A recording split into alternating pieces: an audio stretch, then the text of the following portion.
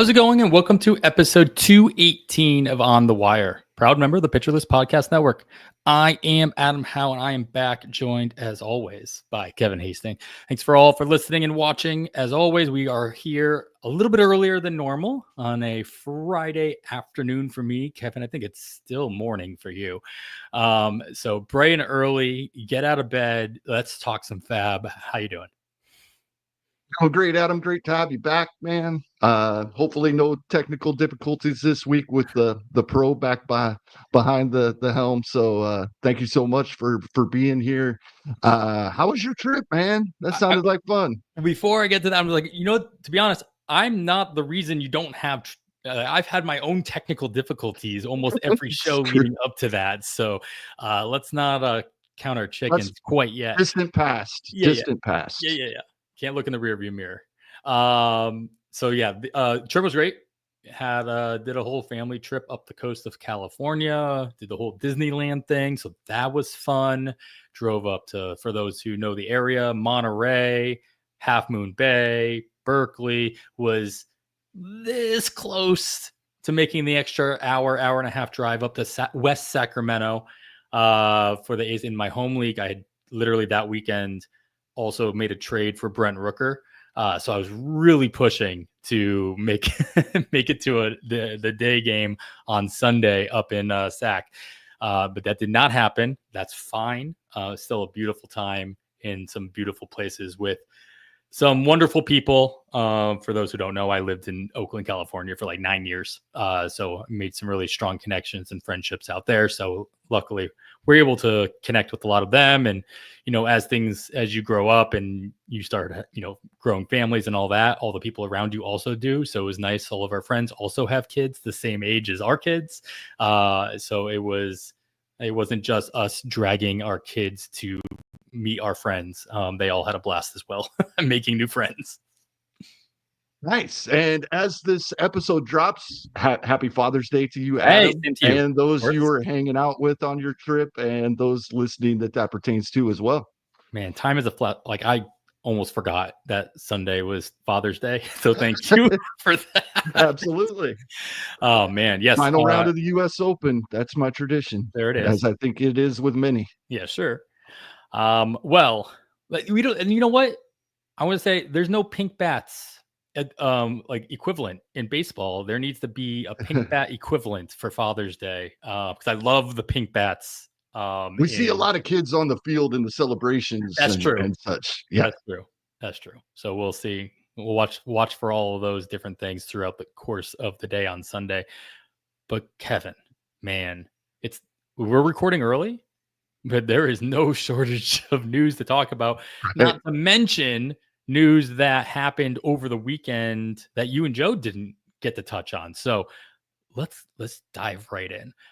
We're gonna kind of clump these together based not on timing, but based on kind of like the theme of the news. First, we are going to hit on about 4 or 5 things that happened over the weekend last FAAB period that you may have already considered, but we'll fly through these lightning round just to get them out of the way. Corbin Burns, you talked about this last week, but 15-day IL, now Tommy John, and already being told that it's more than a 12-month recovery, which is not surprising. Even with the brace procedure, that's always tends to be more than 12, especially for a starting pitcher rather than a reliever. Obvious drop in all redrafts. I mean, and maybe even if you're in a dynasty league, this is an opportunity to sell to a rebuilding team for a win now piece. But that really doesn't affect what we're talking about today.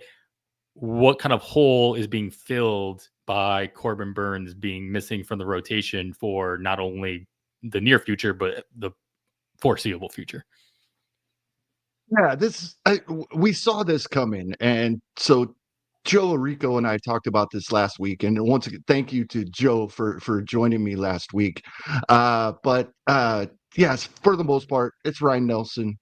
And a lot of us were excited to get Ryan Nelson. He'd been pitching pretty well recently, and we had adapted a little bit that the Cincinnati's offense had been lackluster for lack of a better term, for much of this season. We're not afraid of visiting pitchers at Great American Small Park.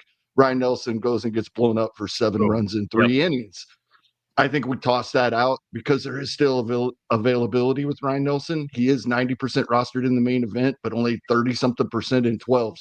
So I think that's just one of those outings you just toss out. And Ryan Nelson, in those leagues where available, I would be interested this week. Gotcha. Well, away from the rotation here, another injury that happened over the weekend. Ryan Mountcastle hit the IL. He'll be out for at minimum 8, probably closer to 12 weeks with a strained hamstring. What kind? And actually, you know what? We'll just jump ahead for other Orioles news as they made some other activations right after that. Jordan Westburg and Cedric Mullins were activated from the IL a couple days later, with Heston Kjerstad being optioned to AAA and Emmanuel Rivera being designated for assignment. We also saw Kobe Mayo get the call recently as well. So a lot of moving parts happening in and around the Baltimore offensive side of the ball. Any other insights that you kind of see from this, and Mountcastle being out at least 8 weeks in most scenarios? If you don't have any IL spots, it's probably an easy drop. Yeah, absolutely. With that amount of, that's 3/4 of the season we have left. We're at that point of the season. So yeah, absolutely. Westburg right back in the lineup on a daily basis. Cedric Mullins will play versus righties and even a lefty now and then. So if they were dropped in your leagues, which I don't think was many, we knew they were coming back fairly quickly. Mm-hmm. The one that might be available in shallower leagues is Mullins, and he's been very valuable this season, especially on the base paths. So some things to look at in Baltimore there. Going up the highway a little bit to Philadelphia, Bryce Harper with a wrist injury was placed on a 10-day IL. And then MLB's Paul Casella was quoted as saying, after the season ended on October 9th, it took until December for the pain in Bryce Harper's wrist to completely go away. Of course, this was at the end of last year. And the Phillies believe it won't take that long with daily treatment this time around, but it's unclear just how long it will take. You got to be concerned not only with a wrist injury in general, especially for a power hitter or a hitter of any kind, really, that it'll not only, if it is a quick turnaround, that we kind of see what we kind of see from the production side of things, especially on the power side. Are you more concerned that this is a little bit more reminiscent of what we saw last year, or what's your take on Harper and how quickly we might be expecting him to return to form? Yeah, I'm a little concerned here due to that quote. And, last season, I think the season prior as well, we came back from a relatively midterm IL stint or so. The power wasn't there for Bryce Harper when he came back. Now, when Bryce Harper comes back, he's in our lineups. In the meantime, Otto Kemp is who was brought up. In the meantime, hasn't really hit the ground running, but he's a nice in the minors, what would look like, a 15 to 20, both home run and stolen base guy over a full season, possibly. So in deeper leagues, Otto Kemp is a possibility, but hopefully that's short term. But yeah, I'm a little concerned about Bryce Harper, but it's not something very actionable. We're putting him in our lineups when he gets back. Yeah, Otto Kemp has played every single day since getting called up, being either 7th or 8th, playing third base at first. Then they're like, no. We need Alec Baum back over at third base. So Otto Kemp being pretty much the everyday, or announced as the everyday first baseman until further notice. So I would expect at least the playing time to be there for Kemp moving forward until we see Bryce Harper back in action. They don't really have anybody else, I guess, that sticks out as being an option at first base. You think of first base as being the position where anybody can, that's where you just throw somebody, which, anybody except for Rafael Devers might agree with you. But there's nobody on that roster besides Alec Baum that stands out to me as an obvious, let's throw them at first base. I don't know about you. I don't know if you see anything. No, not really. The first thing that would come to mind is like could Nick Castellanos play first base? But he's Or not even very good in Schwarber. right field. Schwarber would have been, I guess, would be the quote Yeah. obvious answer, but because he's at least dabbled in it in the past, but obviously not an option for them because they would have done that by now. Exactly. I would really appreciate the eligibility though, Phillies, if you could make that change. I could use a first baseman in a couple of leagues. One other thing, not an injury, but just a straight up goodbye. Craig Kimbrell made his his major league debut of the season, obviously not for his career, with the Atlanta organization. And then he was sent packing. I almost thought this was like a, hey, all right, let's get you in the uniform for like one inning or not even. And just so you can retire with Atlanta cap. But nope, they just DFA him. And then he signs a minor league deal with the Texas Rangers, who very similarly to Atlanta are having their own end of bullpen question marks. Chris Martin returned from the IL, but that it seems that the Rangers are reluctant to push him into the closer role. Robert Garcia seems to have it, but then he got blown up, but then he came back. We said this in the offseason when Kimbrell signed with Atlanta, like, is there a way for Kimbrell to actually find his way into the ninth inning? And lo and behold, we all got, I want to say excited. That's a strong word. But when he was called up by Atlanta, it was in the middle of Iglesias being blown up left and right, not having a 100% clear answer to who would take over between Lee or Pierce Johnson or somebody else. So it seemed like there was this very sliver of a path that Kimbrell could make to the ninth. Obviously, that's not happening in Atlanta. But will we see that sliver of a path make its way in Texas for Kimbrell? So last week, Joe and I were laughing because I brought up you and I's conversation when he signed with Atlanta in the offseason, when we talked about this is the one guy that signing a AAA contract might be on our watch list for getting the ninth inning.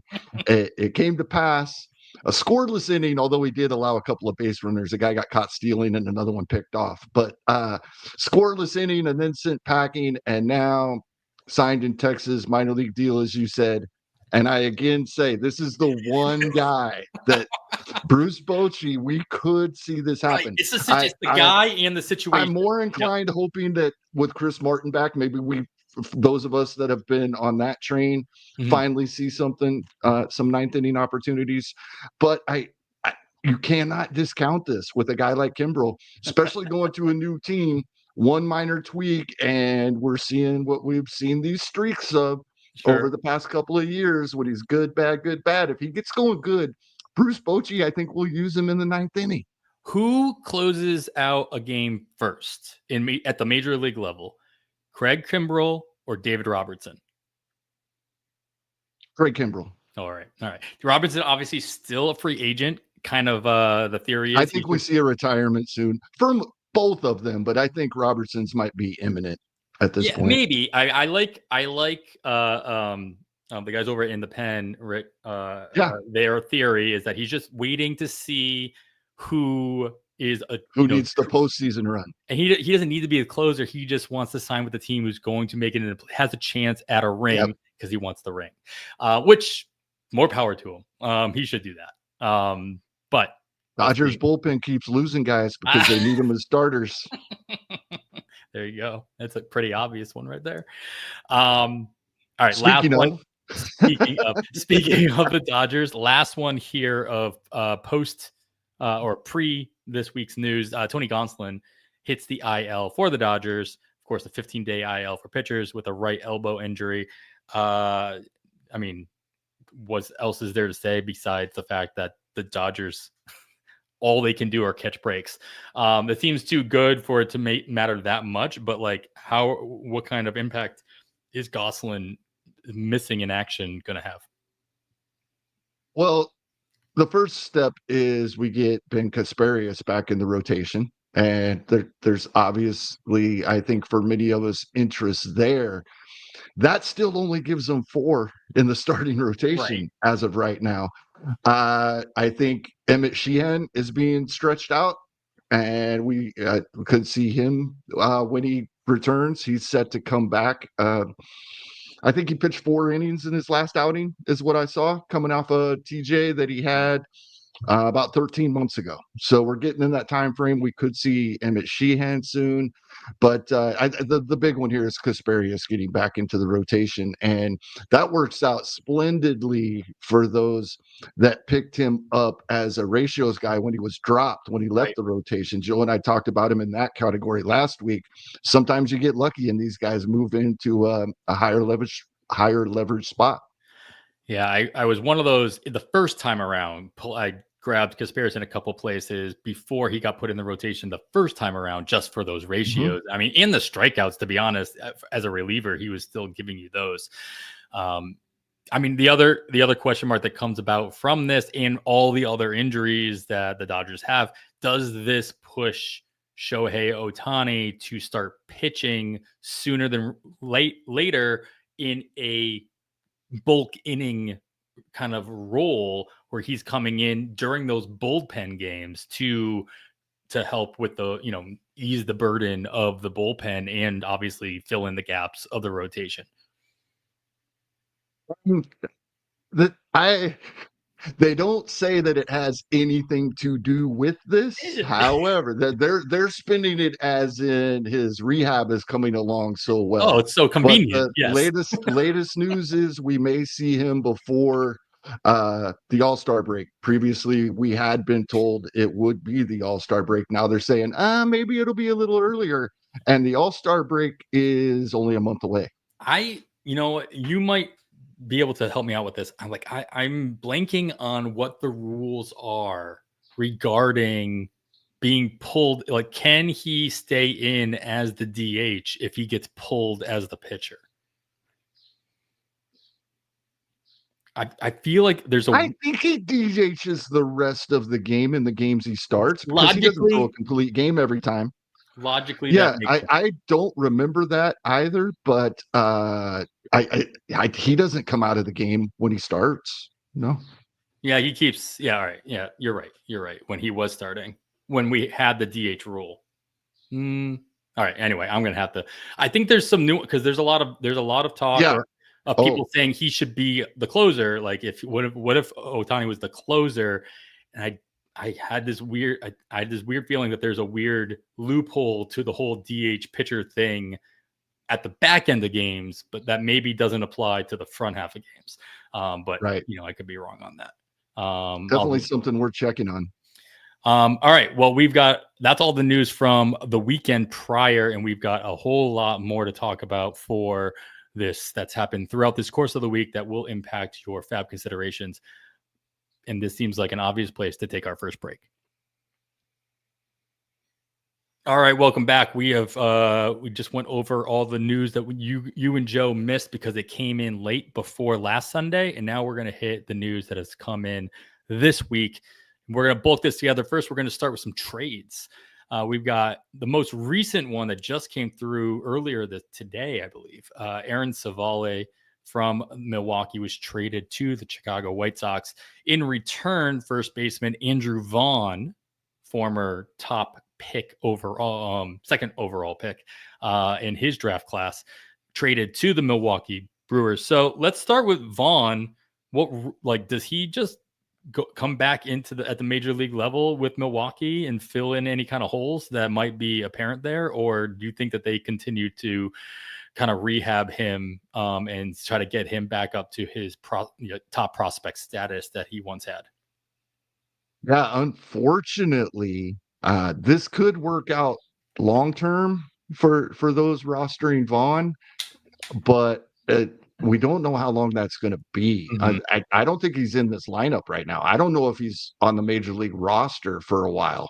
Now, a lot of these guys will get. Christian Yelich just missed a couple of games, and now he's back and DH'd on Thursday night. So that's kind of taking up a DH spot. Rhys Hoskins is healthy at the moment, playing first base. The experiment with Vaughn in the outfield in Chicago did not go well. So I think for now, we won't see him for a while, and it probably takes an injury before we do. However likely that might be in Milwaukee, we don't have a timeline. So, yeah, unfortunately, I think long term this could work out very well for Andrew Vaughn going forward for the rest of his career. But in the immediate future for fantasy managers, he's a drop if you still have him. I mean, that's the thing. Why do you still have him? At this point, like he was a drop before he got demoted, just the way he had been playing, especially in 12-teamers. He gave us that one little couple of weeks early in the year that we were getting pretty excited about. We're like, oh, maybe the Bad X isn't crazy, giving him almost 30 home runs. And it didn't last very long. Not so much.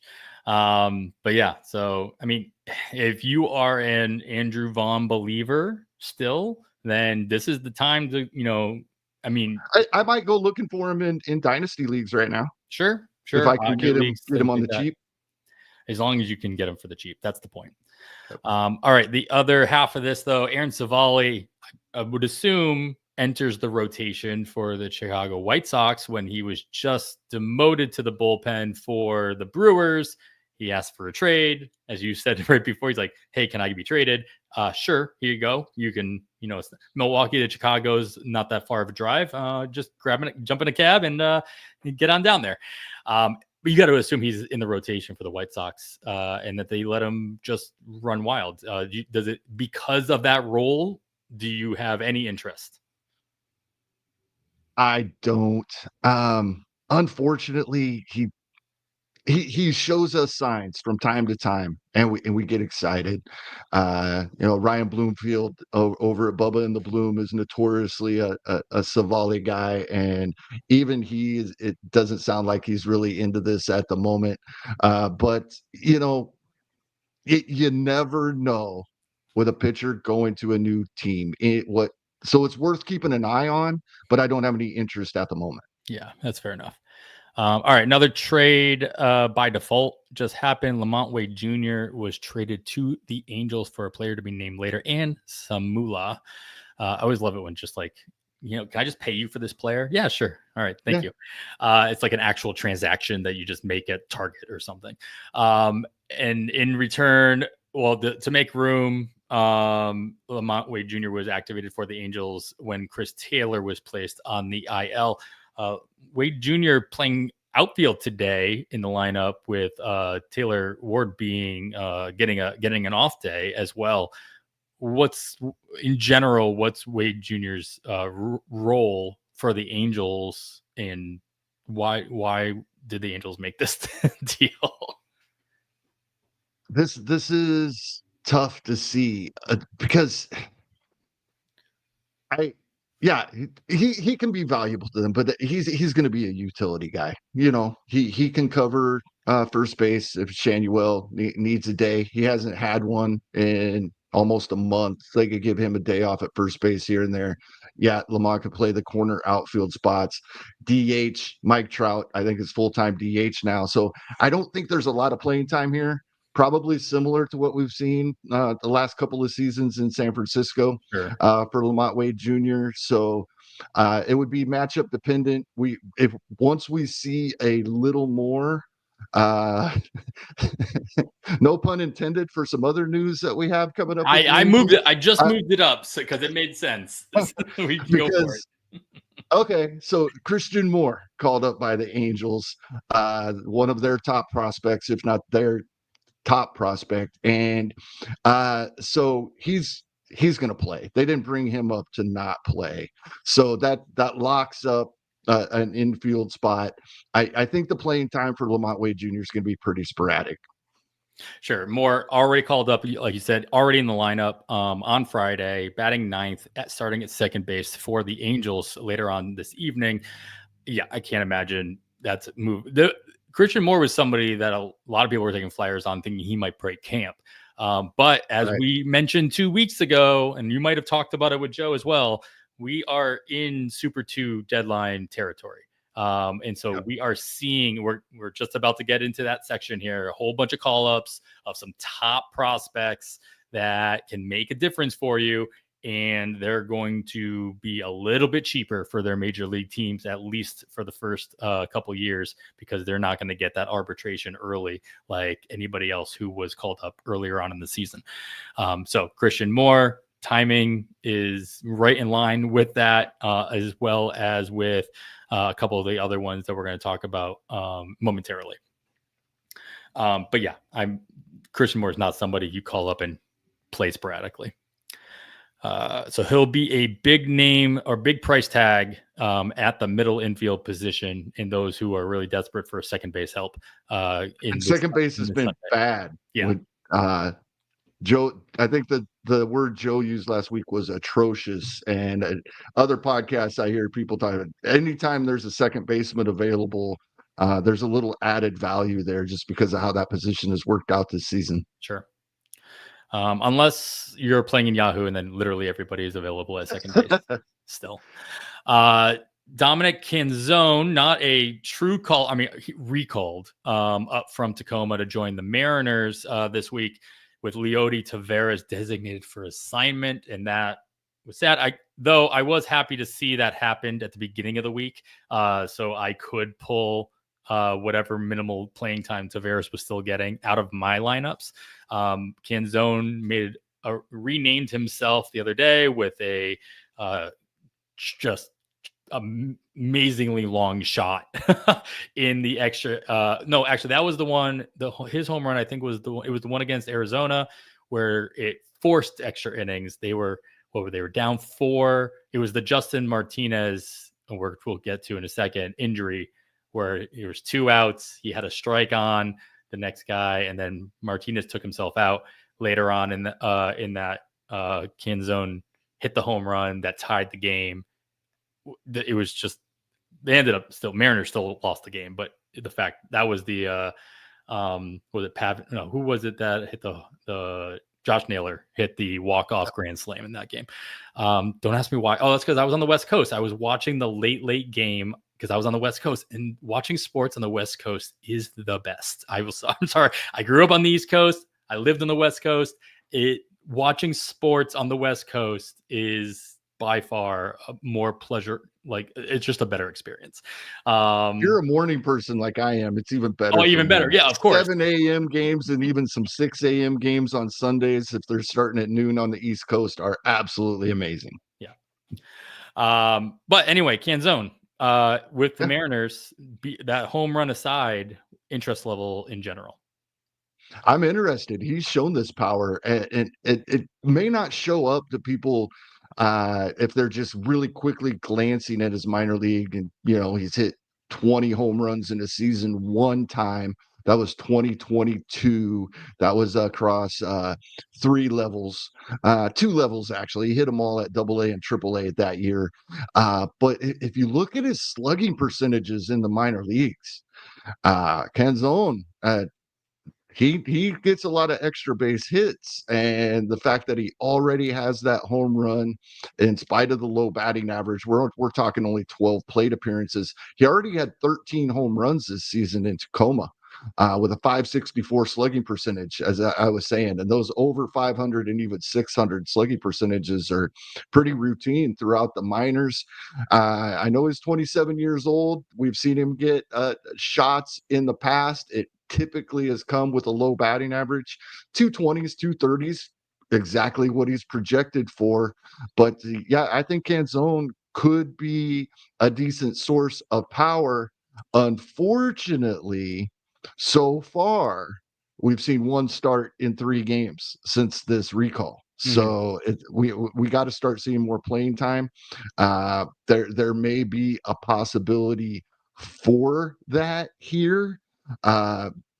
Something that I was going to talk about later in the show, I'll bring it up right now. while we're talking Seattle. As good of a season as Dylan Moore had last season, as good as much as we talked about him in the offseason, and I think a lot of people were pretty excited early this season. Dylan Moore was getting a lot of playing time in Seattle, but with the Cole Young and some others being called up since May 24th, almost we're over 3 weeks. Dylan Moore has been strictly short side platoon again. So something to, and he's like 25% started in main events this week. I don't think everybody has noticed this, but that's something to keep an eye on. Dylan Moore's not getting playing time in Seattle, except against lefties. We love him against lefties. We also love that he was getting more playing time than that this season.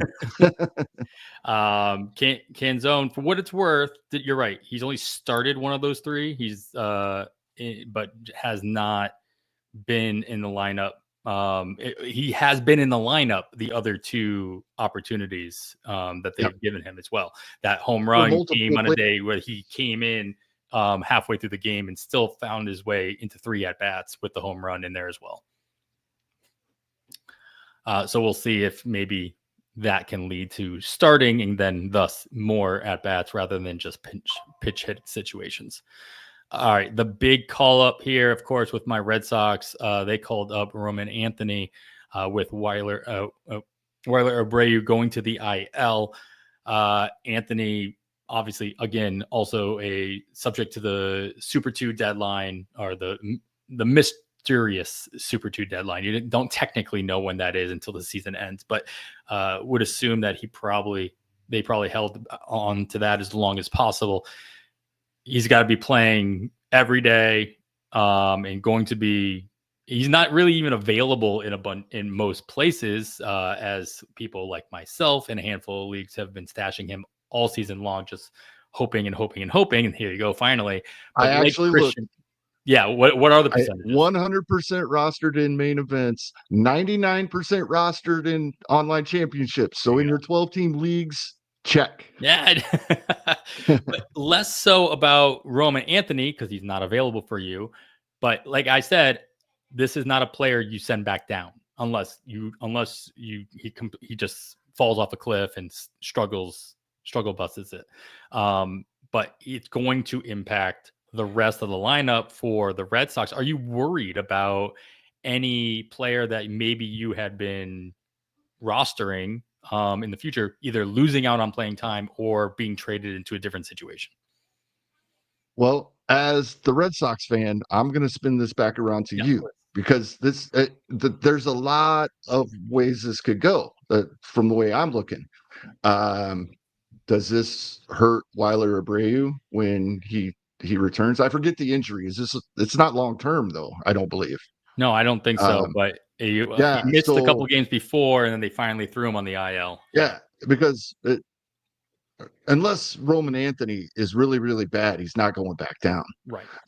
Especially with, as you alluded to, the timing of this being to where even if the date doesn't work out exactly right, they can still manipulate it with a short stint at some point, right? They'll make sure, and they probably already have it calculated that they're good to go. So Roman Anthony's staying in the lineup, so we could see Waiver Abreu not get the playing time, and he was already sitting versus lefties. So we don't know what we'll see there. Could Ceddanne Rafaela lose some time? He's the better defensive center fielder, but that's a move I could see. Could Rafaela move back to shortstop? Trevor Story. I mean, from the outside looking in, I see a lot of possibilities. The most obvious to me is, even prior to this, but because we knew this was coming all season long and through the offseason, who are the Red Sox going to trade? Because these are all players that are too good to be sitting. They should get something for them. Yeah, I mean, you got to get, especially all the rookies that they have called up between Christian Campbell, Marcelo Mayer, Roman Anthony. Obviously, you still have Rafaela and Abreu as well. And These young guys. Bregman's rehab is coming along nicely. I mean, it's still relatively long term, but Abreu, it sounds like things are going well. Abreu should be back next week. I mean, Cora said that he expects him back after the minimum stint as well. So that, like you said, it's not an injury we should be worried about long term. Bregman comes back. He obviously goes back to third. I mean, we've seen this with like random guys that have filled in on the corners for the Red Sox in the past couple of years. Abraham Toro, no matter how good he's playing right now, very easily could end up being the odd man out when there is a true crunch. Even though we kind of need the first baseman, I still have part of my brain hoping that they just push Roman Anthony, who doesn't really have a say in the matter because he doesn't have that contract signed, move him to first base. Let him, try that out. I thought they would do that with him in the minors with the expectation that, hey, this would create more of an opening, similarly to what they did with Christian Campbell, putting him in the outfield, knowing that they wanted him to be on the roster, second base being his primary position. Let's remember Mookie Betts started as a second baseman all those years ago, got moved to the outfield, and then moved back into the infield years and years later after that. So, I think Abraham Toro ends up being the odd man out, not tomorrow and not the day after, but when there is a true crunch, if they don't make kind of a trade that makes sense, Toro ends up being the guy that either gets DFA'd or gets moved into a bench role, and then we option back guys who still have options like Romy Gonzalez or even David Hamilton, or guys who still have options down into the minors. That's how I kind of see it going, panning out over the course leading up to the All-Star break. I think that's kind of a make or break for a lot of teams, including the Red Sox. We're not waiting until the deadline. I think the All-Star break is kind of that deadline for teams to whether or not they're actually competing, especially in the AL, never mind the AL East. So you think Toro could be the odd guy out even before Bregman comes back? Oh, I think the Bregman coming back will be the thing that kind of dictates that. Okay. Yeah. So because Abraham Toro, since he began getting this regular playing time, which was May 24th, 70 plate appearances, 369, 4 home runs, 11 runs, 11 RBIs.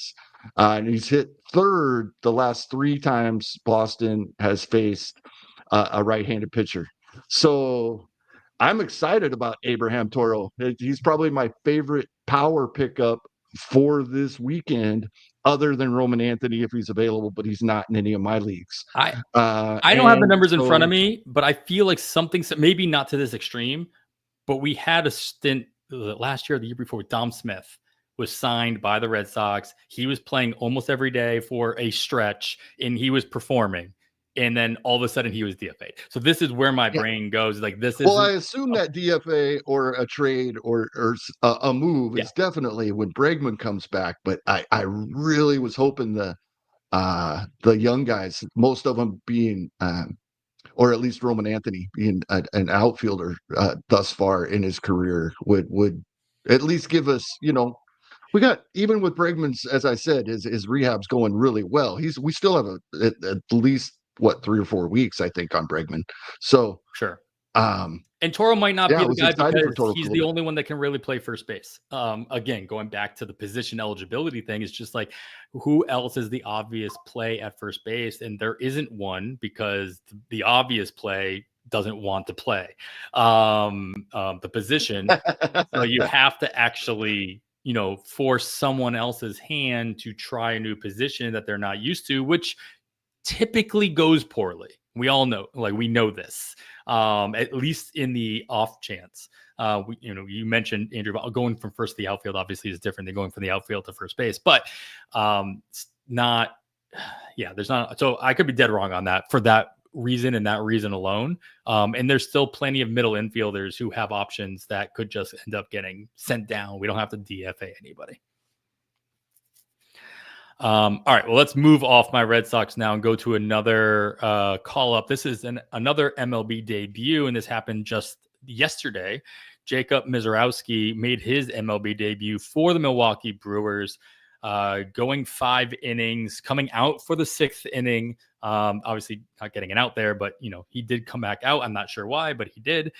Pitched very well. Nice line. There was a lot of cloudiness as far as what kind of injury he might have sustained at the end of that game. Turns out he's ultimately going to be fine. Maybe some calf discomfort when it all came down to it. With CIVALE obviously not in that rotation anymore as well, you got to assume Misirowski's up for, if not good, at least for a very long stint. How many triple-digit bids are you going to see for Jacob Misirowski in your leagues? I'm not saying you're going to be part of it, but you would assume 100% of the bids are going to be triple digits and going to be made by teams who still have that kind of money left. Right. But there we have two. We have two this week because EURY PEREZ was not available in NFBC formats last week. So I think they're the two guys that I'm just looking at innings. 80 innings, 2024, or 97 innings total in 2024. He's already at almost 70 innings. I'm guessing 120 to 140 is what we're looking at. That only gives us, 60 innings the rest of the way. Now that does get us to, mid to late August, and then how do they spread him out? That's the only worry for me with either one of these guys. I'm more than happy to roster them, more than happy to put them in my lineups. My concern is how much money do I want to spend on these guys that I probably am not getting a full workload from the rest of the way. But yeah, it'll still be triple digits for both these guys. Yeah. I mean, I won't be surprised to see Christian Moore get triple digit bids where he's in those leagues as well, where he's available. All right. Well, a lot of call ups, and I'm sure there'll be some more call ups over the weekend that we didn't get to. We'll talk about those next week. We'll see how they play into the FAAB bidding this week. We'll get into some more news about some activations, some IL stints. We're going to do that after this break. All right, Kevin, let's get into some activations. The Guardians first activated Lane Thomas off the 10-day IL. They optioned Will Wilson. I don't understand why people do that to their kids. To AAA Columbus. I also really appreciate it when a team has their AAA team so close to where they play major leagues. And Columbus is only about an hour and a half south of Cleveland. So that's nice for them. Lane Thomas back in the lineup for the Guardians, though. Is he available anywhere, though? I mean, and what kind of impact is his return making for whoever was taking the place? Well, he's back near the top of the lineup. That is the good thing. I was a little interested because the price had come down in draft season. I didn't end up with him in very many spots because when he went, remember Washington was running like crazy last season, and especially early. And then when he was traded, the stolen base attempts almost went completely away for Lane Thomas. He's got 2 so far this season. Now he's only got 67 at bats. He's battled these injuries, and he does have a stolen base since this return, but it's just Cleveland just doesn't turn him loose like they did at one time. He also has a home run this past week. He's having a nice week. He started 0 for 14. Now he's having a decent week with a home run and a stolen base. I think where he is available, which he's only 26% rostered in 12s, I'm probably staying away unless I just can't find another option. He would be at the bottom of my waterfall if I need a guy. Fair enough. Because he will get the at-bats for the most part. Yeah. Always good to have, that 4th or 5th or 6th option on there, especially this time of season as your FAAB starts winding down or getting to that point. All And, right. and we're to the time of year when we have so many injuries that we might it's more likely that when we may be bidding on a specific position and we have to have one or we're taking a zero. Exactly. Add 4 or 5 more guys for $1 at the end of your waterfall. When you think it's good enough, add 4 or 5 more for $1, just to make sure you're getting somebody in 4 your at lineup. bats is better than 0 because at least something could happen in those 4 at bats where nothing's happening with a 0. Other activation here that I probably would have just missed. Nick Kurtz does come back from the IL for the A's with his hip injury, back in the lineup for West Sacramento. He wasn't really wowing anybody though before the injury. After his debut, obviously the talk of the town when he did get the call up. Where you did hold on to him, are you rushing to put him back in your lineup if you have the ability to do so over the weekend or for next week? That's team dependent. That's a cop-out answer, but it depends. I'm not opposed to getting him back in my lineup. He could turn it around at any moment. You're not dropping him. You might have a roster crunch where he's your only option, because now that he's back, it means you have someone else you can drop and replace. But you might want to sit and take a look as well. It's so hard to tell with these young guys when they come up, especially the guys that we have seen high strikeout rates from in the past. And that was really the only concern with Nick Kurtz so far. It's kind of held him back a little bit, but yeah, I think if you have Nick Kurtz, we do have those 5 home runs in just a little over 100 plate appearances, but we do need to see that strikeout rate come down. The more I'm starting him. If he's on my roster, I'm starting him, and unless I just got really lucky and I also grabbed CES a couple of weeks ago before he came back and is on fire as he's come back, and he was probably not this week, but if you had him a week or 2 ago, CES was probably on your bench. You might swap him out till you see Nick Kurtz get going, but in most instances, I'm probably starting him. Sure. He started Monday, so you could have gotten him back in your lineup for the first half, but hopefully you didn't because he only collected 1 hit in those 2 games that he played. So hopefully you did play a wait and see at the beginning of the week. He is in the starting lineup on Friday, batting 6th, playing first base. So expect to see him throughout the course of the weekend and, maybe wait and see. All right, we talked about the Baltimore activations already, Westbrook and Mullins, staking with the Athletics. Zach Geloff and Gio Urshela are beginning rehab assignments with AAA Las Vegas. I love that the A's AAA team is in Vegas, but the A's are not. I mean, are these guys, they go right back into the lineup once they come back? And if so, does this say Max Muncy, who's been better since his call back up, get back sent back down, or is there another move that you would expect in that infield for the A's?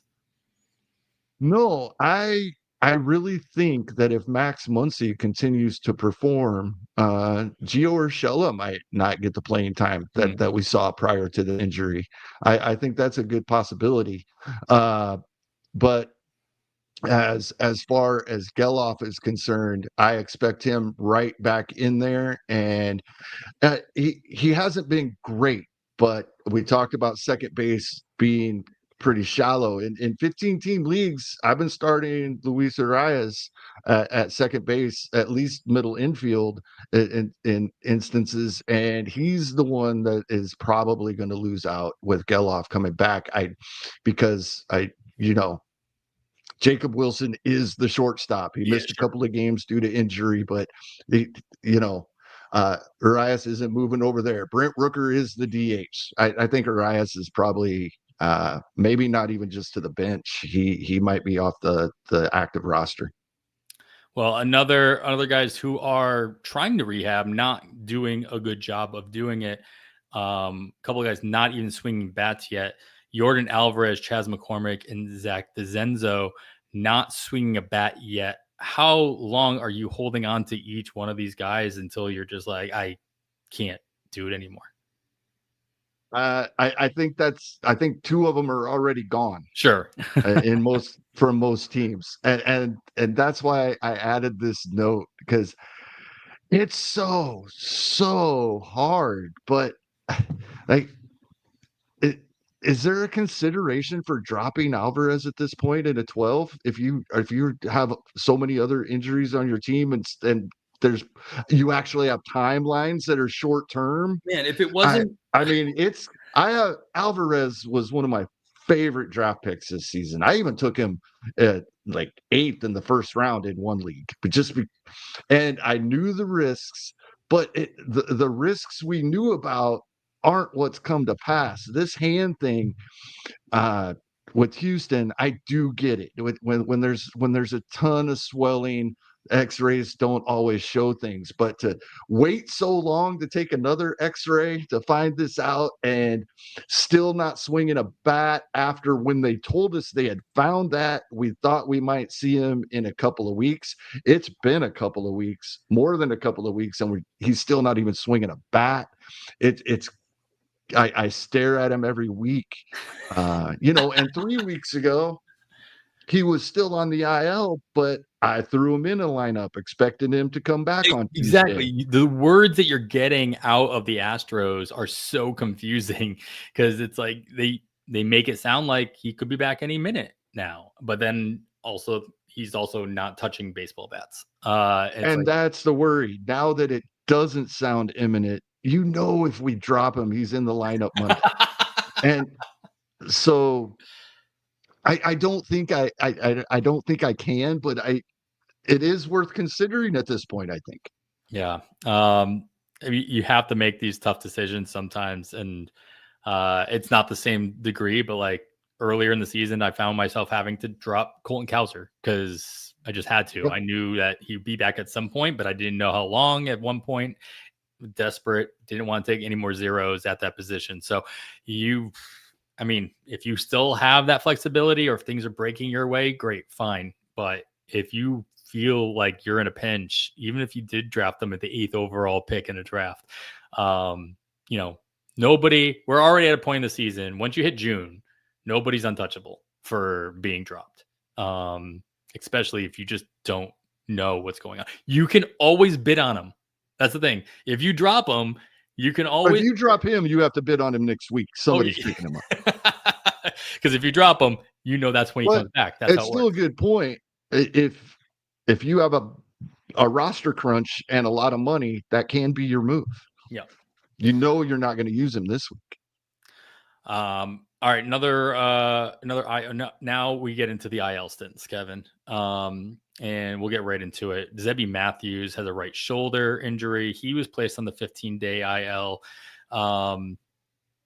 Overall thoughts on Minnesota brought back Simeon Woods-Richardson. He got blown up. David Festa looked a little bit better in his latest outing, but Minnesota not looking that great from a starting pitching, from a rotation standpoint. Pablo Lopez obviously on the IL already as well. How long do you hold on to Zebby at this point? We're all excited for him to get the call back up as well. And how much can we really trust Minnesota at this point when it comes to starters? I think if you were stashing Zebby prior to this call up, you hopefully are still in a position where you can hold for a little bit until we get a more definitive timeline here. But for the moment, it's David Festa. I'm a big David Festa fan, and I am struggling. I roster him on several teams. There is some availability still for those that want to add him at Cincinnati and at home versus Milwaukee for a 2-step this week. Are you starting David Festa in a 15 and or a 12? Are they different? I traded David Festa finally last week. He was part of that Brent Rooker trade that I made over the weekend. Oh, nice. And so I this was my concern with Festa from the get-go, and it had less to do with Festa and it had more to do with the Twins. Once they let one of their young starters, Sebby Matthews, go deep into a game, he gets hurt. And so I just have this inkling that they're just not going to do that with anybody else. Festa went 5, I believe, in his last start. So it's not like he can't do it, but I don't. He went 6, but that was Texas, and they're the worst offensive baseball. They're worse than the Rockies. Yeah. And so I just don't trust the Twins to continue to let them, run wild and get the innings. So I just don't think that the upside is that great now. 2 starts. I mean, going into Great America's Small Park isn't that big of a deal, as we just talked about earlier in the show, because Cincinnati, like Colorado, like the Rockies, even in Colorado, aren't doing enough with their bats to make the ballpark factors really play that much of a role. Milwaukee's not great either. I don't know. The strikeout upside is pretty good. Maybe I am starting. Maybe I just talked myself into it. I just don't trust it. Yeah. The hope is that it wasn't just because it was Texas, because they did let him face the top of the lineup in the 6th inning. 22 batters faced. Prior to that, the one other start in June and the 3 that he made in April, 18 or 19 batters. Right? He might face the leadoff hitter the 3rd time, and that was it. He's not facing the guys with power a 3rd time. So hopefully we can at least get 5 innings out of him. If we're not going to get 5 innings out of him, that's a big problem. I mean, the thing with Festa, the strikeouts are there no matter what, but his control hasn't been consistent. And so he has to be really effective to get through 5 innings while only facing 18, 19 batters. You know what I mean? So it's like he's not. I mean, he's just not. He hasn't been effective or efficient, excuse me. So I don't know. Again, I don't necessarily. The innings will be there over a 2-star week, sure, but he might get 8, 9 innings, but will he get 1 win or even qualify for said win? Right. Yeah. But it's Festa. That it's his. He's. Oh yeah. I mean, we have a set 5-man rotation in Minnesota now, and until the guys that are injured start coming back, I think we're done worrying about who's the next guy up in Minnesota. We're pretty set with what we got, and yeah, I think in spite of what Cincinnati did to who was it we were talking about earlier, that they actually did blow a guy up that had been pitching well. Yeah, I think I'm throwing him out there. Yeah. All right. Well, another IL stint here on the offensive side. Matt Chapman for San Francisco got placed on the 10-day IL. He's going to see a hand specialist on Friday. So we already know that this is not going to be the minimum stay. He hasn't even seen the specialist yet. Friday being today as we're recording this. Haven't seen an update from that. We probably won't until either tonight or Saturday. It's a possibility we don't hear updates on that until Monday over the week after the weekend passes. But overall implications of Matt Chapman missing out at the hot corner for San Francisco for the foreseeable future. Looks like Casey Smith is going to be a beneficiary here. We've seen this show before. What's that? We've seen this show before as well. Yeah, exactly. And he was at pretty sporadic playing time, filling in at first base and even a time or 2 at shortstop. But he's had these starts all 3 games since the injury to Matt Chapman, and that's probably what we see for the foreseeable future here. Yeah, I think it's that simple. Yeah. All right. So you need the third base help. This is a good point.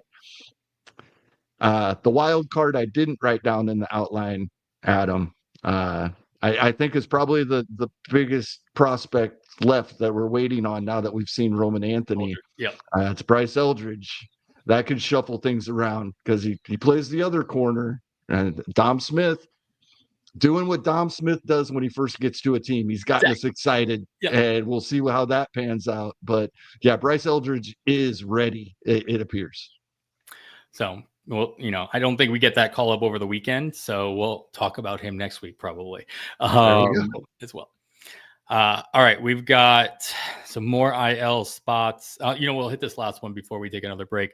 KODAI SENGA hits the IL with a strained hamstring. Overall, for the Mets, what's this looking like for their rotation for the next week or two?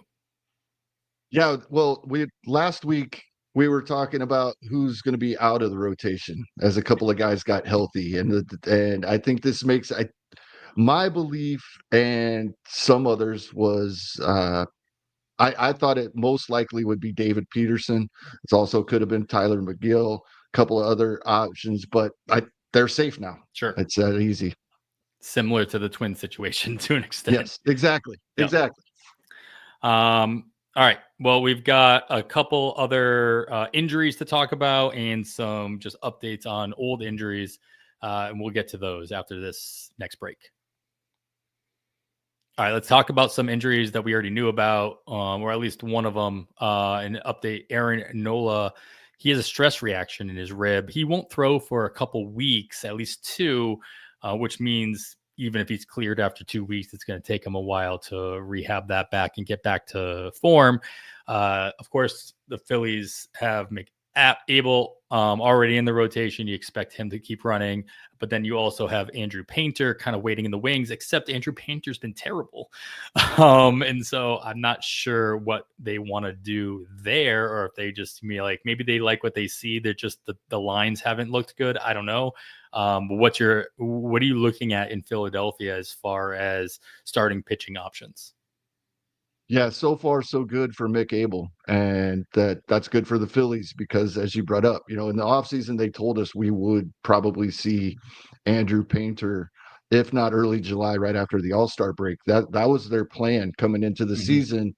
He's not performing, so Mick Abel's holding down the fort right now, and probably keeps his job as long as he continues to perform. I mean, he's performing, and he's performing admirably, exactly. and everybody who's grabbed him when they could and stashed him after he was sent down after that spot start, great, lucky you. But those who dropped him and then somebody else was able to pick him up before his next call up, you're probably riding this wave as long as possible. Yeah, the Cubs got to him a little bit, but the Cubs are getting to everybody these days. Except today when I needed them to. Cade Horton pitched great, except they couldn't score any runs for him. Cubs.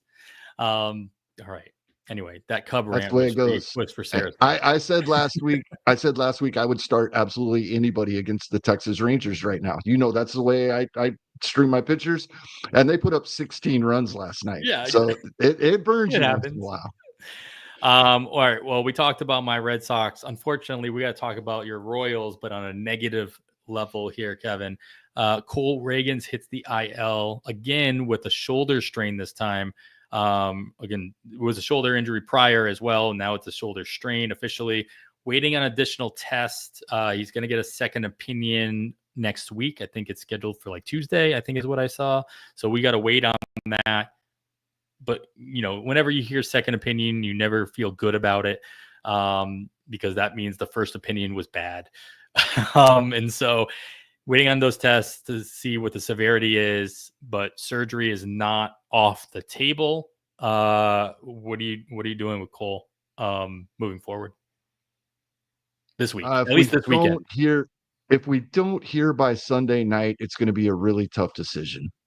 I think if you're in a roster crunch, that makes the decision for you. But we're already being told before these tests, it's a minimum of 4 to 6 weeks. Then, with the building back up, with his injury history, which I kind of downplay a little bit. It's not really too Tommy Johns, but just the things he's had this year that weren't arm related. But yeah. It's going to be tough. I'm trying to hold if I can, and in most spots I probably could, but it doesn't sound good. If they stick with the 4 to 6 weeks, I might hold him till I absolutely have to drop. But any news worse than that, At this point, even the 4 to 6 weeks, we're almost halfway through the season. Sure. I mean, does this do anything more than just solidify Noah Cameron's spot in the rotation? Not for now. Now Noah Cameron, the underlying skills didn't look so great, even when he had done something only Fernando Valenzuela had done to begin his career in the past, right? Mm-hmm. So, but the underlying numbers weren't there. We knew regression was coming. It came pretty big last outing, and he doesn't have a great schedule coming up. So, but for now, it does solidify Noah Cameron. And then I'm drawing a blank on my own team really quickly here. We do have somebody, Alec Marsh, I think, is building back up, and we may see back soon. So that's probably their backup plan. If he was to the 60-day IL, but I don't think it was announced he was out for the season. So he would be available, here in a couple of weeks, eligible. And he should be eligible that's something already. I'm keeping an eye on. I mean, he was put up. Oh, yeah, because that was a transfer. Yeah. Well, he was put on the find IL from my news on him. The 24th of the beginning of the March. Season. Yeah.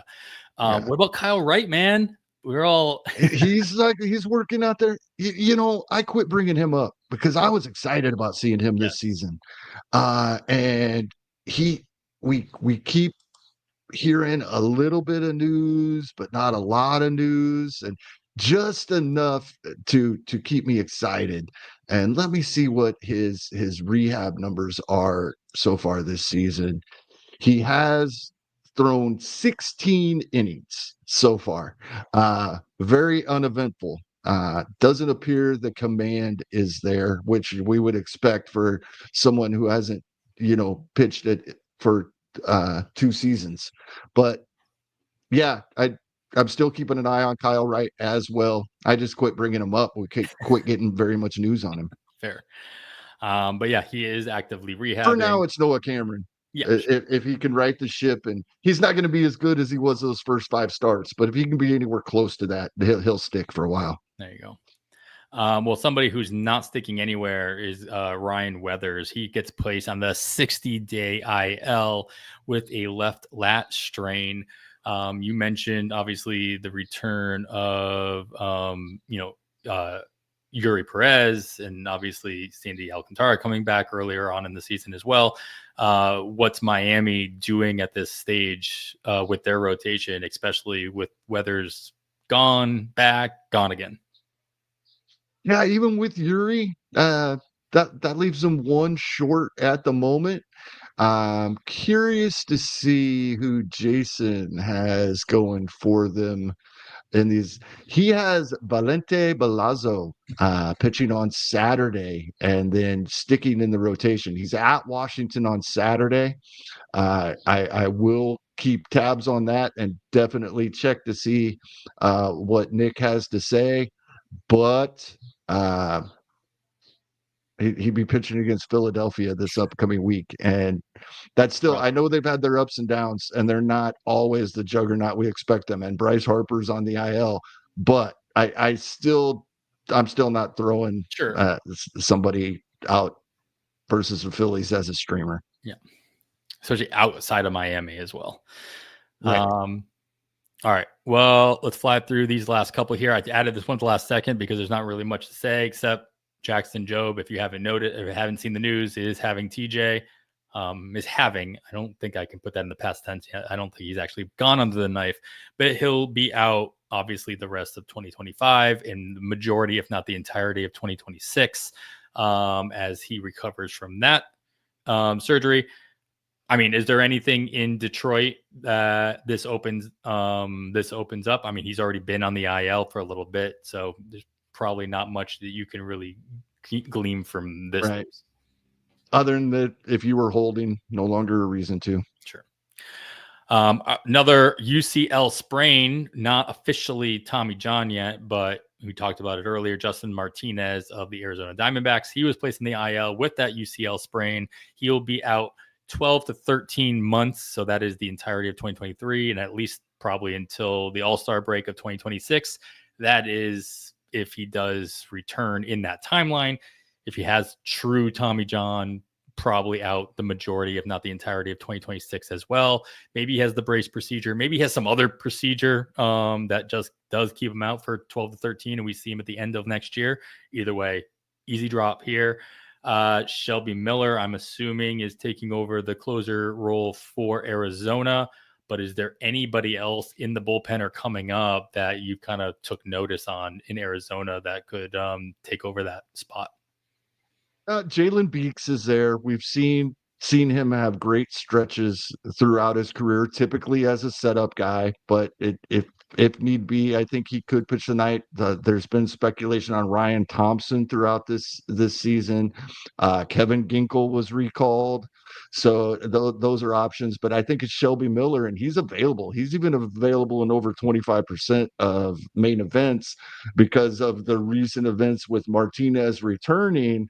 Shelby Miller was dropped in some spots, so I think he's the number one the number one save guy to pick up this week. There you go. And last thing here, unless something broke while we've been recording and we've already gone over the hour mark and we're not done with the news, Kevin. Shota Imanaga with a hamstring injury. He's beginning a rehab assignment. He pitched on Monday with the Arizona Complex League game, and he felt great. Said he felt great physically, and he's going to pitch again Saturday for us recording today on Friday. Of course, that is tomorrow. By the time you're listening to this, that will already happen. So go check the box score and see what he did there. But, you know, the Cubs, as good as their offense is, as scary as their offense is that you're talking about, could probably like to have Imanaga back in their rotation. When he does return, who does this kick out? In my mind, it's got to be Ben Brown. God, Earlier this season, when he got sent down and I dropped him in a couple of leagues, it was like the first week of the season. I dropped him where I had drafted him, and then he got brought right back up, and I was upset. And I tried to bid on him. Like you say, you can always bid on him again.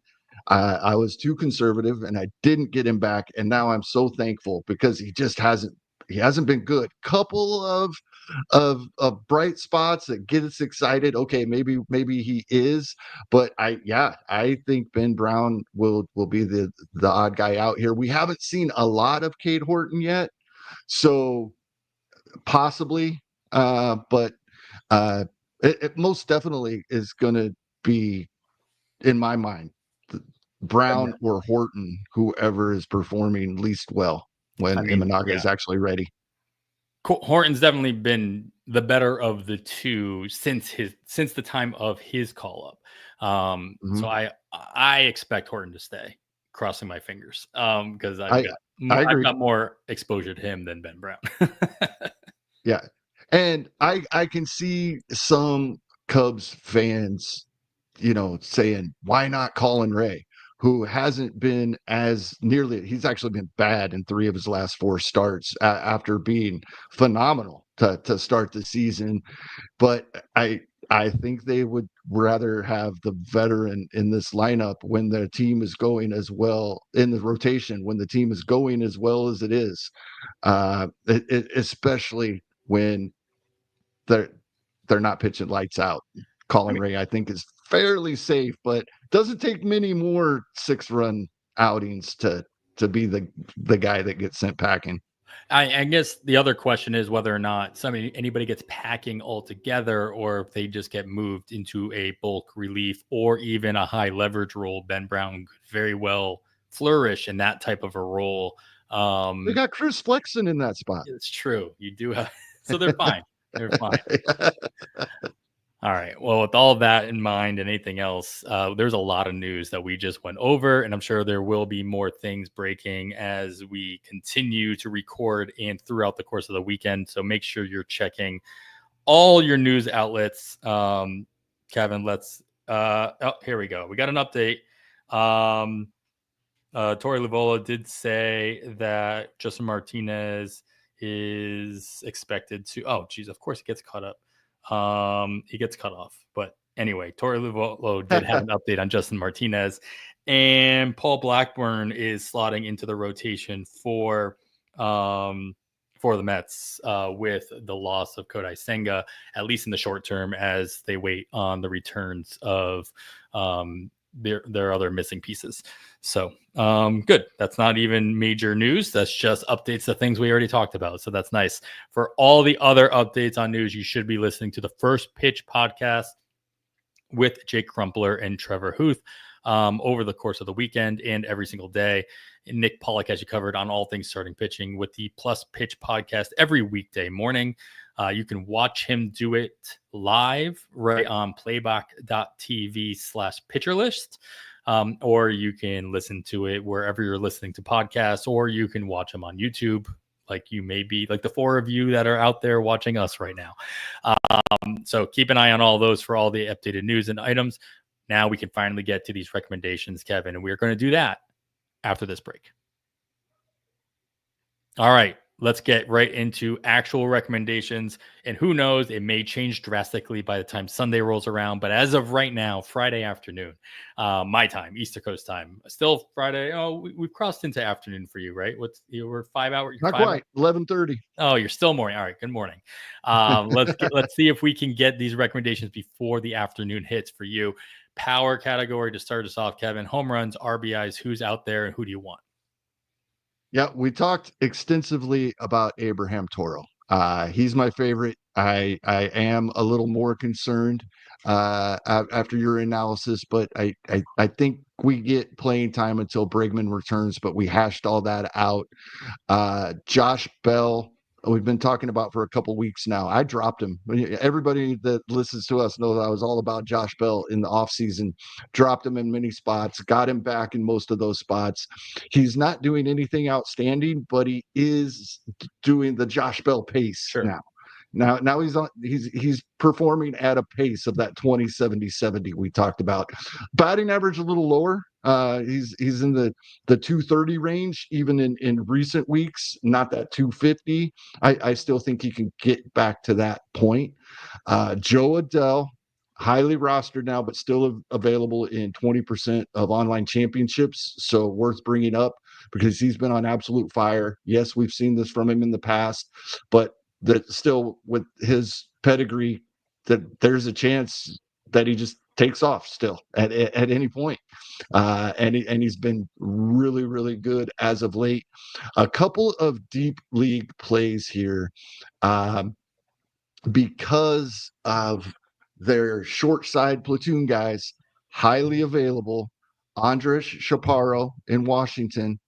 You can't use them first half of the week, but at the next weekend, 2 of 3 versus left-handed starting pitching. Same thing for David Fry in Cleveland.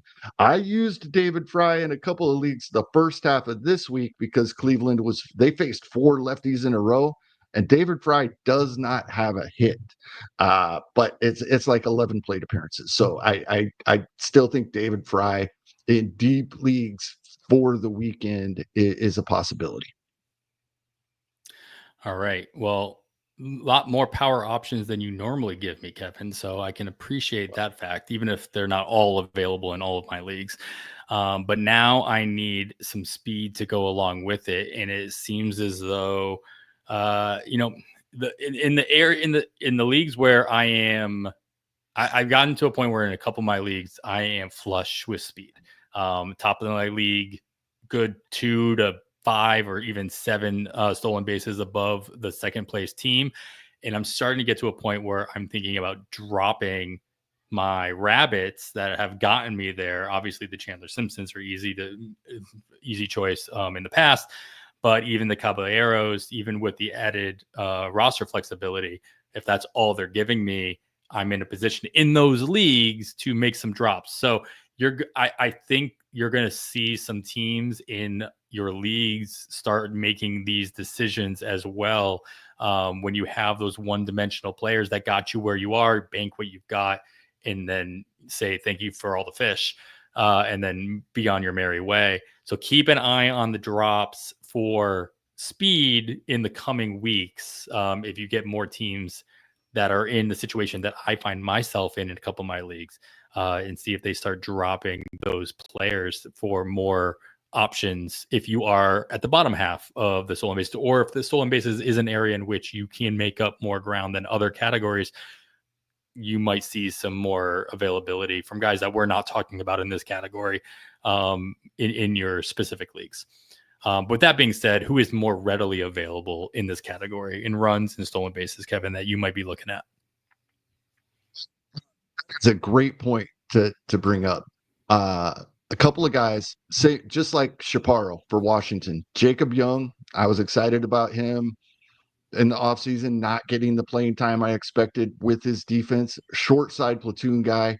Also on my Rosario short side platoon, just like Chaparro, they get those two lefties over the weekend. But the guy, I'm so glad you brought that up about you might be in the position to start dropping the rabbits, but you don't necessarily want to replace him with a guy that's 0 stolen bases, right? But you want him to contribute other places, right?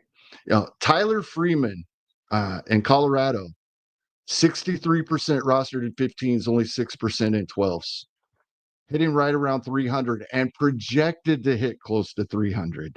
Moderate power, not a ton of it, but not a 0 either. And he's got like 5 stolen bases the last couple of weeks. And it's getting hot in Colorado. So we're going to start seeing the ball fly out of Coors Field. It's supposed to be 100 degrees the next couple of weekends. I know some days it drops back into the 80s. Doesn't stay 100 degrees there like it does in Texas, but we're getting hot, humid weather in Colorado. We're going to start seeing home runs from guys like Tyler Freeman, who are also giving us stolen bases. And he's perfect to put in your lineup when you're replacing a Caballero or something, because you're still getting some stolen bases in addition to improving in the other categories. You're on mute. Even if you're at the top of your league, like I was talking about, you probably don't have a 20 stolen base lead over second. So there's still a possibility that, you could lose a point or two in the next couple weeks or months in that category. You just want to tread water in that situation. So yes, to your point, Tyler Freeman, good replacement in that realm. And of course, if you need it, he's not a 0. So he can replace somebody who's giving you 0 stolen bases if that's what you're in need for. All right. Some opportunity ahead for this coming week.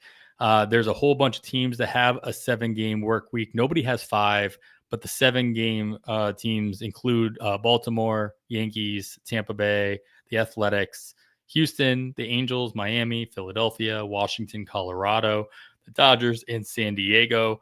Colorado is away for half of those, though, for 4 at Washington, but they host Arizona for 3.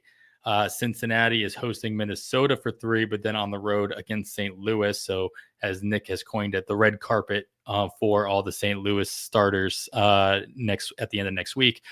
Tampa Bay, we're seeing, the ball fly out, and you talk about warming up and humidity in an open air stadium in Tampa. There we go. All at home all week long, 4 games versus Baltimore. Detroit comes in for 3 at the end. And West Sacramento is hosting 7 games of their own, with the Athletics hosting Houston Astros for 4, and then Cleveland comes in over the weekend for 3. So with all that and anything else you want to consider, anybody have a positive or negative opportunity ahead of themselves for the coming week we should make note of? Yeah, I brought it up. Dylan Moore is back to short side platoon only. So take that into account. We're only putting him in our lineups. He's much more viable in daily, of course, and then even in FBC when we can set our hitting lineups for just half the week. Mm-hmm. In full weekly lineup leagues, Dylan Moore is going to be really tough to continue to roster, unfortunately. But then my favorite schedule for the week, and it is one of the 7-game schedules. Yes, the minor league ballparks are great weeks. We got 14 games between the two, but what I think is great is if we look at Houston, they get 4 of those games in West Sacramento, and then go to Anaheim for 3. So they have a full 7-game week as well. And there's been a little movement. There's not a whole lot, but with Jordan Alvarez out, we're seeing the catchers take over the DH duties in Houston quite a bit. So in a deeper league, if you need a second catcher, Victor Caratini is viable right now. Him and Yainer Diaz. Yainer Diaz is playing almost every day now, working his way back to that after missing a game here and there. And Victor Caratini even DHing many of the days that he is not catching. Jacob Melton. I thought about putting him in the stolen base category. Not really taken off so far, but he hasn't been bad either. And he wasn't picked up everywhere. He was available in NFBC leagues last week and was a pretty popular player of discussion, but wasn't grabbed everywhere. Still has some availability. So yeah, check just about anything in the Houston lineup. And then the Athletics, we talked about Geloff coming back soon. At Tampa, especially the players there. Just double check these whole groups of teams, because there's not anybody that's widely available, but these guys have all these teams have players that are highly rostered, but maybe not quite 100%. So I'm looking more at team situations this week and just checking on a whole bunch of players, because it's not just Colorado where it's heating up. It's getting hot everywhere. You see a guy, one extra day of playing time that you foresee for a week as it's heating up is a lot of chances for some more power. Yeah, remember, the entire East Coast is extremely humid. It's not just the South. It's just not Florida. Right. Fenway already plays up, but Boston, living in Massachusetts my whole young life, I know how humid it gets there. And so St. Louis is one I always bring up that I think is underrated. People don't realize how hot and humid it gets in St. Louis in the summer, and it's considered probably neutral, maybe leaning pitcher friendly. But when it gets hot and humid, that ball starts flying in St. Louis. I mean, I know we already talked about it, but West Sacramento, it always plays a good 20 degrees hotter than Oakland ever does at any given time. That was one of the reasons I didn't end up going up to Sacramento, is I couldn't convince my family to go to basically a minor league stadium that has absolutely no shade in it whatsoever and sit in the 95, 96 degree sun in the middle of the day. So, not everybody feels the same way that I do. I don't really care. But, my 5-year-old probably is not going to do too well in that kind of environment. Right. So, yeah, not as humid there. A little dry, but still extremely hot. All right. Well, let's talk about the pitchers who are going to take the rub of all this heat, Kevin, and who we might be avoiding that, and who we might be looking at right after this. All right. Start off right away. Wins and strikeouts, 2-star pitchers, guys who can vulture a win, et cetera, et cetera.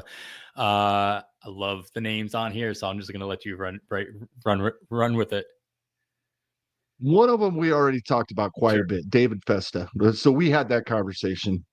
May not get the innings to qualify wins. We're a little concerned about the matchups, but they're not horrible. It's how deep he can go into games. That's who we were thinking of. That's who I was thinking of that got blown up at Great American Small Park, was David Festa, when we were talking about it later. So yeah, we already talked about him, but yeah, I'm moving Patrick Corbin, who can't stop talking about it, right? Giving He's us every not reason. doing anything spectacular, but he just went to Minnesota, got us a win and 6 strikeouts. Sure, it came with what equates to a 5.4 ERA, but that's what I'm glad he only went the 5, right? Because 5.4 ERA sounds a lot worse than he gave up 3 earned runs and got me a win. He hasn't let up more than 3 earned runs in any given outing all season. Now, if it only goes 5 innings, then only twice has been less than 5 innings. Yes. And so we're riding Patrick Corbin, especially excuse me here. I lost my page. Especially as a lefty facing my Kansas City Royals. Right, there you go. I don't know that there's a better matchup than a lefty versus the Kansas City Royals right now. And that includes Rocky Road. That includes the Texas Rangers themselves that have been absolutely awful. I think Washington is but another team in that bucket who hasn't really done much against yeah, lefties, but still, yeah. I don't plan on watching the game on Wednesday. Let's put it that way. The Royals have had a hard enough time scoring runs at all recently, especially versus lefties. So absolutely love Patrick Corbin this week. I mentioned Rocky Road. Washington, these guys have availability. Jake Irvin, Michael Soroka, Mitchell Parker, Trevor Williams. I would throw any of them out there. Like I said that about the Rangers coming into this week, and at least on Thursday, that really would burn us. So be careful with that. And also, there may be no. All three of the guys facing the White Sox are rostered at this point. Liberatore earlier in the year, I think he's been picked up everywhere now, and Sonny Gray and Eric Fedde have been highly rostered for a while.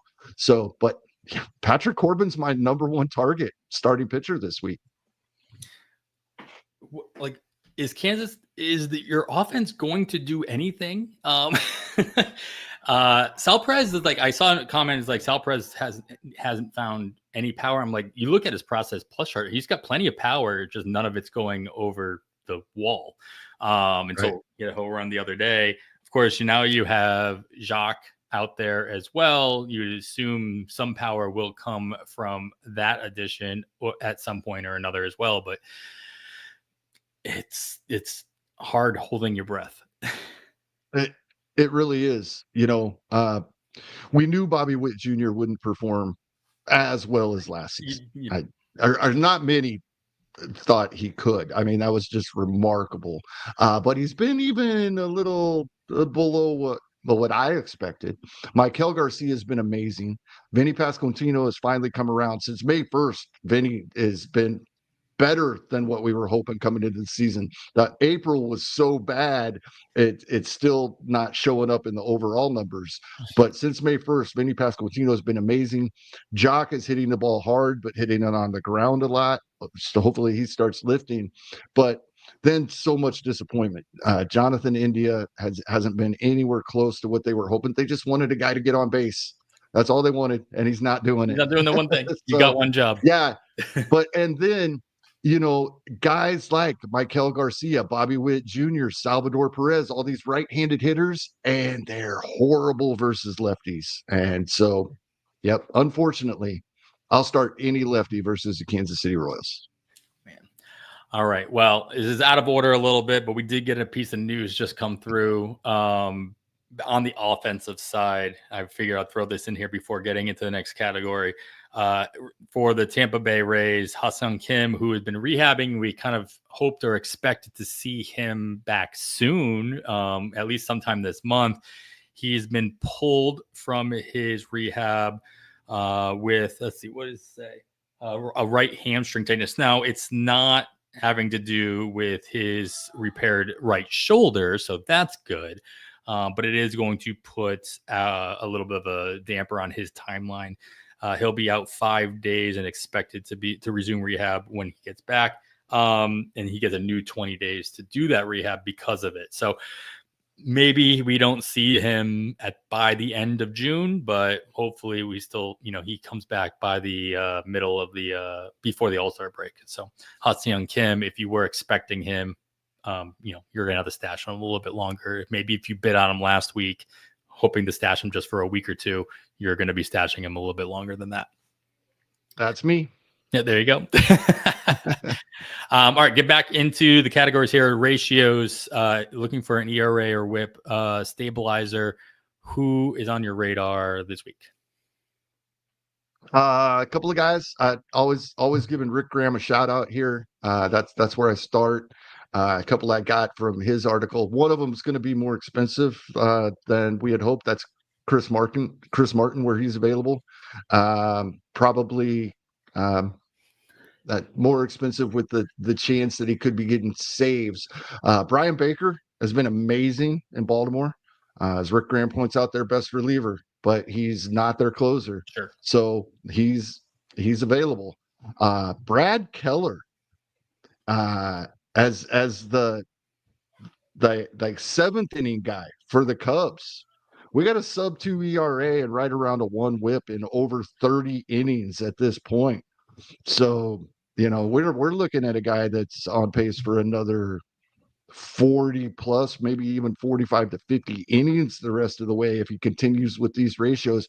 He always had great spin on his pitches, could never really put it together in long stretches as a starter. This might be Jacob Juna's former Royal that was very similar.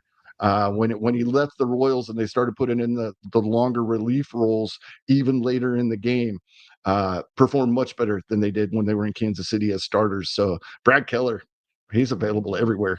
Yeah. He'd be available in a 35-team league right now, I think. Yeah, it's the curse of the name Keller, I guess, at this point. Yeah. So, all right. Well, you mentioned Chris Martin as being a possibility for saves, but is there anybody else who's a little bit stronger of a reason to consider in that saves category? We talked about Shelby Miller earlier. Sure. That's another one. I'm still intrigued about what we see going on in Miami. It's kind of tough to figure out there, but then I decide, why am I spending so much time on this? How many save opportunities do they get? And so, yeah, Shelby Miller is my number one guy this week with Chris Martin, as we talked, both guys we talked about earlier, who I'd be looking at if I'm looking for saves this week. Yeah. I mean, you got to watch at least what's happening in Atlanta. Now with the obvious option of Krimble not being there, that, if they're going to make a move, whether or not they go lefty with Lee or they go Pierce Johnson or Iglesias returns to form and actually closes out the year. So always just a bullpen I'm watching all the time with bated breath to see if they actually show their cards at any point. So keep an eye on that one as well. All right, Kevin, I waited 2 weeks to hear this wild card section here. You mentioned one already earlier that wasn't written down, but you got another one written down here, and I've heard a lot of chatter about this one already. So, I wish in my daily moves league I needed an outfielder. I would have picked him up already. But yeah, he's going to be a popular ad this I think this Sunday. Yes. And so this was the first name I wrote on this outline this week. And I wrote it down early Monday morning. And then I started seeing posts Monday and Tuesday. And then I've heard his name on every podcast the rest of this week. He's still a wild card, sure, but he may not be $1 or $2. Not a secret one. No. JURICKSON PROFAR. He can start his rehab assignment on Tuesday, and then he's eligible to be back in 2 weeks, June 29th. So there was kind of a mixed bag of opinions in the offseason draft season about his draft price. I don't think there's anybody that would not want to pick him up if they're available on their waiver wire. But the debate was over, was he worth the price coming off of a career year? And then a PED suspension coming off of a career year. So he is the ultimate wild card because we know when he's eligible to come back. We know he will probably be back in the lineup that first day because Atlanta has been struggling with their outfield all season long. We have no idea how well he's going to perform. I am of the opinion that it will not be as good as 2024, but I think JURICKSON PROFAR now at his age, I think he's a 20-plus home run bat with a decent batting average.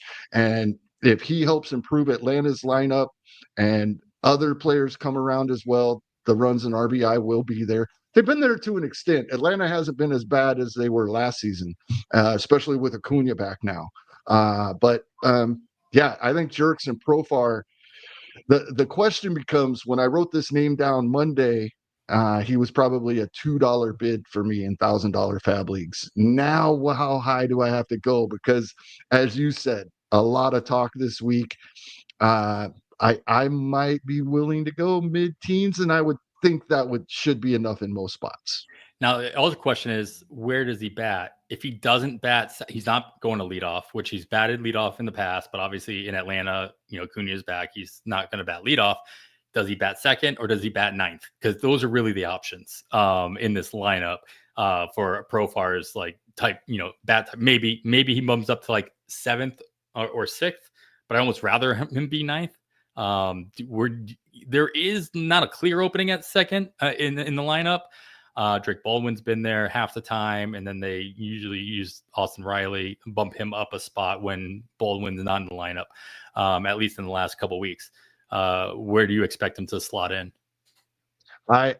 I'm hopeful, and I really do think this is what happens. Of course, depending on the rehab games coming up. He has 2 weeks of rehab games that he's eligible to play in before he's eligible at the major league level. The way this looks right now to me is Eli White, is one of the guys that's going to get bumped here when Profar comes back, and I think you move Baldwin to that 8 spot and Profar right into the 2 hole. I really hope that's what happens, and I think it's very viable. Yeah, and then the other thing to keep in mind for Atlanta, I mean, Atlanta still needs to clinch a playoff spot. So obviously Profar still has value for them in the regular season, but he's not eligible for the playoffs coming off of that suspension. So they can just drill him into the ground throughout the absolutely can. It's a 3-year deal. First year, he signed a 3-year deal. I had forgotten that till I was looking up some news early in the week, and this is the first year of that $42 million deal. Yeah, so get your money's worth, Atlanta. All right. Well, with all that in mind, Kevin, what other kind of tidbits of information or advice do you have for everybody after sticking with us for a good hour 40 in the middle of the day on a Friday? Thanks for those watching at home. I think we had a lot of side notes where we were talking strategy throughout this episode. One thing I bring up quite often that I don't think we've talked about is not falling into just thinking we know what's going on. Dylan Moore was a good example. Losing his playing time, back to being a short side platoon guy. I didn't realize that till just a few days ago. And it's been going on for over 3 weeks now. The other thing is park factors. I know the reason we look at a 3-year rolling average typically for park factors is because they are so volatile. But I think now that we're nearly halfway through the seasons, it's worth at least looking. We did this last season and realized that Cleveland Ballpark was actually playing very well for power. And one that's really surprising right now, for right-handed hitters, Camden Yards is top 5 in home run park factors, right? And we knew they were bringing fences back in, but they didn't bring them all the way in as far as they had been moved out in the past. I think a lot of speculation was, this will help, but maybe not as much as some would hope. Well, it has. Camden, and as you said, East Coast gets really hot too. Camden Yards, before that fence was moved back, when it got hot in the summer, that was a target for home run hitters. It appears that could possibly be the case again. Seattle, top 10 for right-handed hitters in home run park factor. So something that coming into the season we did not expect. Once again, they're very volatile. I'm not just basing all my decisions on the Seattle so far this season has been a top 10 home run park for right-handed hitters, but it's something that would have been a deterrent for me in the past for maybe a borderline visiting right-handed hitter going into Seattle.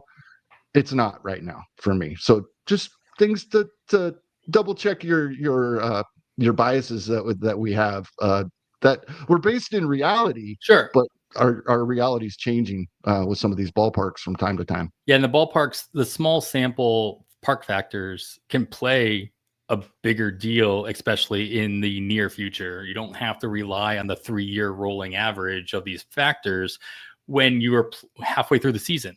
Like, I don't care how the park factored in 2 years ago when I'm making a decision for next week or the week after in the season. So this is where small samples can actually play a decent role in making these decisions, especially in head-to-head leagues where you're just trying to win a week, or you're just trying to jump up a category or two, and you need to take as many of these factors into consideration when updating your lineups. All right, well, that was a lot, and I'm gonna do my best to get everything here up, published and edited, and we'll edit and published before Sunday, so hopefully everybody has enough time to listen to everything. And of course, I don't expect anybody listening to us on 1 speed. I expect everybody's listening to us on podcasts is at 1.5 speed. But with all that in mind and everything else, happy Father's Day, Kevin, to you and to everybody else who is or has a father or fathers. Thank you so much over the weekend. Thank you for Uncle Ted and Droopy Dog hanging out in the chat today on this earlier time as well. Yeah. Thanks for everybody out there as well. With all that in mind, anything else, that's going to do it for episode 218 of On the Wire. I am Adam Howe on behalf of Kevin Hasting. Thanks for listening. We bid you goodbye.